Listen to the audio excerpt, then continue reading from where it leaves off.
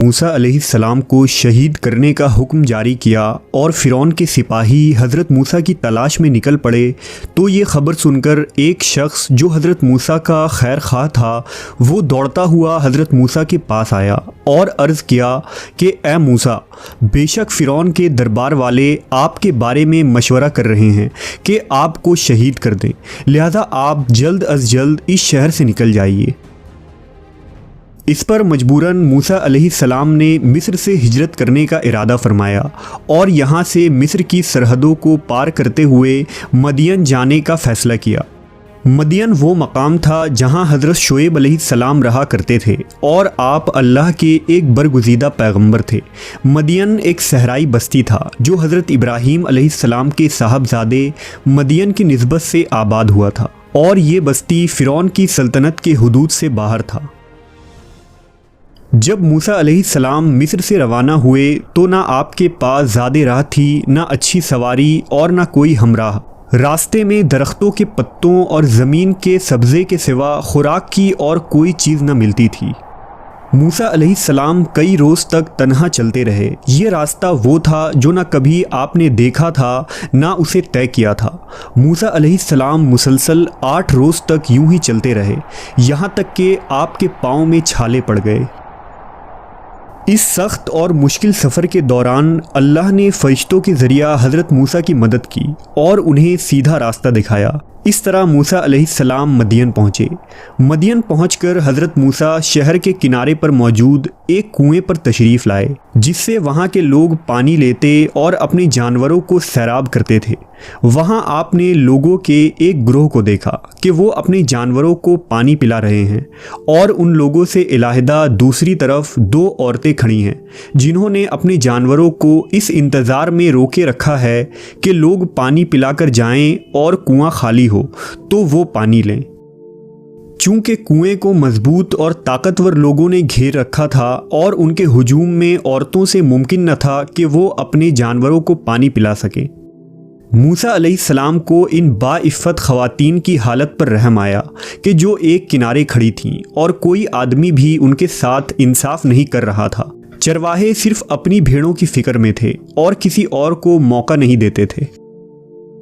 मज़लूमों को जुल्म से बचाना हज़रत मूसा की फ़ितरत थी जिसकी वजह से उन्होंने फ़िरौन के महल और उसकी नेमतों को ठुकरा दिया था और मुल्क बदर हो गए थे, लिहाजा वो इस जुल्म पर खामोश न रह सके। बयान किया जाता है कि हज़रत मूसा आगे बढ़े और कुएं के करीब गए। आपने वहां मौजूद चरवाहों को पीछे ढकेल दिया और कहा कि तुम कैसे लोग हो कि अपने सिवा किसी और की परवाह ही नहीं करते। उन चरवाहों ने मूसा अलैहिस्सलाम को गौर से देखा तो सहम गए। लिबास से मूसा अलैहिस्सलाम कोई किब्ती सरदार लग रहे थे और जिस्मानी एतबार से भी आप काफ़ी मजबूत और लंबे चौड़े इंसान थे, लिहाजा चरवाहे खामोशी से पीछे हट गए और उन्होंने डोल हज़रत मूसा को देते हुए कहा कि लीजिए, अगर आप पानी खींच सकते हैं तो खींच लीजिए। उन्होंने मूसा अलैहिस्सलाम को तन्हा छोड़ दिया, लेकिन हज़रत मूसा उस वक्त अगरचा थके हुए थे और उन्हें भूख लग रही थी, मगर क़ुव्वत ईमानी उनकी मददगार हुई जिसने उनकी जिस्मानी क़ुव्वत में इजाफ़ा कर दिया और मूसा अलैहिस्सलाम ने उस डोल को अकेले ही खींचकर कुएं से पानी निकाला जिसे 8 या 10 लोग मिलकर खींच रहे थे। मूसा अलैहिस्सलाम ने उन ख़वातीन को पानी दिया और पीछे हट गए। उस वक्त धूप और गर्मी शदीद थी और हज़रत मूसा ने कई रोज़ से खाना भी नहीं खाया था। आप तन्हा और शहर में अजनबी थे और सर छुपाने के लिए भी कोई आसरा न था, इसलिए मूसा अलैहिस्सलाम थकान से चूर होकर पास के एक दरख्त के साए में बैठ गए। आपने बारगाह खुदावंदी में इस तरह दुआ की कि ऐ मेरे रब, मैं उस खाने का जो तू मेरे लिए उतारे मोहताज हूँ। इधर जब ये दोनों खातून कुएं के पानी का इस्तेमाल कर चुकी तो वापस अपने घर चली गईं। दरअसल ये दोनों खातून हज़रत शुएब अलैहिस्सलाम की बेटियां थीं। जब वो आम दिनों के निस्बत घर जल्दी वापस आईं तो उनके वालिद हज़रत शुएब ने फरमाया, ऐ मेरी बेटियों, इस कदर जल्दी वापस आ जाने का क्या सबब है?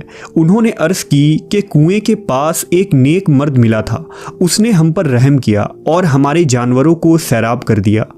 इस पर हज़रत शुएब ने उनसे कहा कि जाओ और उस नेक मर्द को मेरे पास बुला कर लाओ। चुनांचा उनमें से एक साहबजादी चेहरे को कपड़ों से ढाके पर्दे करते हुए और शर्माती हुई हज़रत मूसा अलैहिस्सलाम के पास गईं और उनसे कहा कि मेरे वालिद आपको बुला रहे हैं ताकि आपको इस काम की मजदूरी दें जो आपने आज हमारे लिए किया है। हज़रत मूसा पहले तो उजरत लेने के लिए राज़ी ना हुए, लेकिन जब उन्हें पता चला कि वो शख्स अल्लाह के पैगंबर शुएब अलैहिस्सलाम हैं तो आप उनकी ज़ियारत और मुलाकात के इरादे से उस खातून के साथ चलने को तैयार हो गए। हज़रत मूसा ने उस खातून से फरमाया कि आप मेरे पीछे रहकर रास्ता बताती जाएं, और इस तरह आप हज़रत शुएब के मकान तक पहुंच गए। हज़रत मूसा को देखकर शुएब अलैहिस्सलाम ने आपका इस्तकबाल किया और अपनी बेटियों को खाना हाजिर करने को कहा। फिर हज़रत शुएब ने फरमाया कि बैठिए और हमारे साथ खाना खाइए। हज़रत मूसा ने उनकी ये बात मंजूर न की और फरमाया कि मैं अल्लाह की पनाह चाहता हूँ।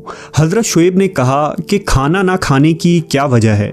इस पर हज़रत मूसा ने कहा कि मुझे इस बात का अंदेशा है कि ये खाना मेरे उस अमल का बदला ना हो जाए जो मैंने आपके जानवरों को पानी पिलाकर अंजाम दिया है, और मैं नेक अमल पर बदला लेना कबूल नहीं करता। हज़रत शुएब ने फरमाया, ए जवान, ऐसा नहीं है, ये खाना आपके अमल के अवज़ में नहीं होगा, बल्कि ये मेरे और मेरे ख़ानदान की आदत और रिवाज है कि हम मेहमान नवाजी किया करते हैं और मुसाफिरों को खाना खिलाते हैं। ये सुनकर मूसा अलैहिस्सलाम वहाँ बैठ गए और आपने खाना तनावुल फरमाया। इसके बाद मूसा अलैहिस्सलाम ने हज़रत शुएब से मिस्र के अहवाल, फ़िरौन के साथ गुज़रे वक्त, अपनी पैदाइश से लेकर तिब्ती के कत्ल और फ़िरौनियों के आपके जान का दुश्मन बन जाने के मुताल्लिक तमाम हालात बयान किए। हज़रत शुएब ने फरमाया कि अब आपको फ़िरौन और फ़िरौनियों से डरने की ज़रूरत नहीं है। अब आप ज़ालिमों से निजात पा चुके हैं, क्योंकि यहाँ मदियन में फ़िरौन की हुकूमत और सल्तनत नहीं है। जब मूसा अलैहिस्सलाम खाना खा चुके और गुफ्तगू भी कर ली तो हज़रत शुएब की एक बेटी ने अर्ज़ किया, अब्बा जान, आप इन्हें उजरत पर मुलाजिम रख लें कि ये हमारी बकरियां चराया करें और ये काम हमें ना करना पड़े। बेशक अच्छा मुलाजिम वही होता है जो ताकतवर भी हो और अमानतदार भी हो। हज़रत शुएब ने अपनी साहबजादी से कहा कि तुम्हें इनकी क़ुव्वत व अमानत का इल्म कैसे हुआ। खातून ने अर्ज़ किया कि क़ुव्वत तो इससे ज़ाहिर होता है कि उन्होंने तन्हा कुएं के डोल को अकेले खींच लिया जिसको 10 से कम आदमी नहीं उठा सकते, और अमानत इससे ज़ाहिर है कि इन्होंने हमें देखकर सर झुका लिया और नज़र ना उठाई और मुझसे कहा कि तुम पीछे चलो ताकि ऐसा ना हो कि हवा के झोंकों से मेरा कपड़ा उड़े और बदन का कोई हिस्सा दिख जाए। ये सुनकर हज़रत शुएब मूसा अलैहिस्सलाम की आला इखलाक और शराफत से बहुत मुतासिर हुए और कुछ देर सोचने के बाद हज़रत मूसा को एक पेशकश की कि आप मेरी एक साहबजादी से निकाह कर लें। हज़रत शुएब ने कहा कि इस निकाह का महर ये होगा कि आपको 8 बरस मेरी मुलाजमत करनी होगी। लिहाजा हज़रत मूसा अलैहिस्सलाम इस पेशकश पर रज़ामंद हो गए। इस तरह हज़रत मूसा और हज़रत शुएब अलैहिस्सलाम के दरमियान ये मुआहदा तय पाया और हज़रत मूसा का निकाह हज़रत शुएब की बड़ी साहबजादी जिनका नाम सफूरा था उनके साथ हो गया।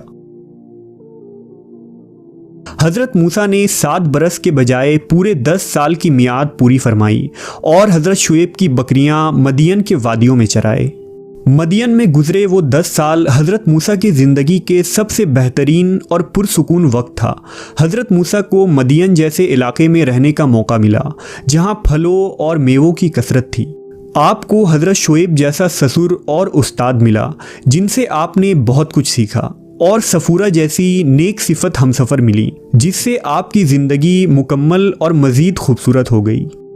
लेकिन हज़रत मूसा अपनी तमाम ज़िंदगी चरवाहे बने नहीं गुजार सकते थे। बावजूद इसके कि हज़रत शुएब के पास मदियन में रहना ही हज़रत मूसा के लिए गनीमत था, मगर वो इसे अपना फ़र्ज समझते थे कि वो अपनी कौम बनी इसराइल की मदद के लिए जाएं, जो ग़ुलामी की जंजीरों में गिरफ़्तार है और जहालत, नादानी और बेखबरी में गर्क है। अल्लाह ने हज़रत मूसा को फ़िरौन के तागूती हुकूमत को उलटने के मकसद से खड़ा किया था और यही एहसास उन्हें मिस्र जाने पर आमादा कर रही थी। लिहाजा 10 सालों बाद हज़रत शुएब अलैहिस्सलाम की इजाज़त से हज़रत मूसा अपनी ज़ौजा सफ़ूरा के साथ वापस मिस्र की तरफ रवाना हो गए। हमने देखा कि अल्लाह ने मूसा अलैहिस्सलाम को फ़िरौन के जुल्म सितम से महफूज रखा और आपने मदियन में पनाह ली। आपकी नेकी और शराफत का सिला ये मिला कि जहाँ शुएब अलैहिस्सलाम जैसे बरगुज़ीदा हस्ती के साया रहमत में आपको एक नेक हमसफ़र बीवी मिली, वहीं एक आरामदा और महफूज मकाम में आपको पनाह हासिल हुई। जैसा कि रसूल अल्लाह सल्लल्लाहु अलैहि वसल्लम का इरशाद है कि पूरी दुनिया में सबसे बेहतरीन मता नेक औरत है। नेज़ हलाल रिज़्क जो एक सालेह बंदे की सबसे अहम ज़रूरत होती है, हज़रत मूसा को मदियन में मुयस्सर हुआ।